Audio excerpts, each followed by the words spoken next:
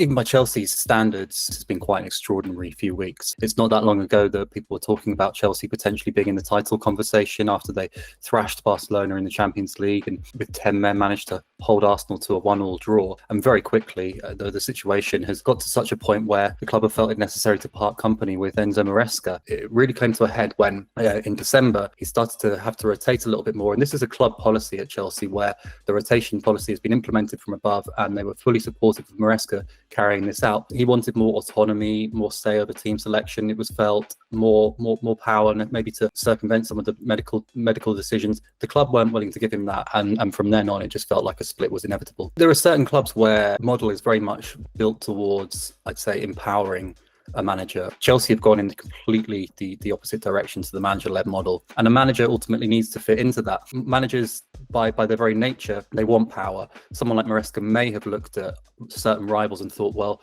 they have the power that I don't. They're able maybe to, because they have more experienced players, they're able to challenge more easily for the top titles. One of the things that came out when Maresca left Chelsea was that he had told them on multiple occasions this season that he had spoken to people associated with Manchester City about the possibility of potentially replacing Pep Guardiola should Pep Guardiola leave at the end of the season. It feels like he's taken a big gamble with his career in some respects. It's hard to tell what happens in the next 6 months. Whether you're going to see someone with the profile of, say, Jose Mourinho in his pomp come to Chelsea, I think those days are over. I don't think Chelsea want that kind of manager, and I'm not sure that kind of manager would necessarily see value in working in this structure. So you're more likely to see a younger manager come in. It looks very much like that would be the Strasbourg manager, Liam Rossigna. He's a promising young manager. He plays very attacking football.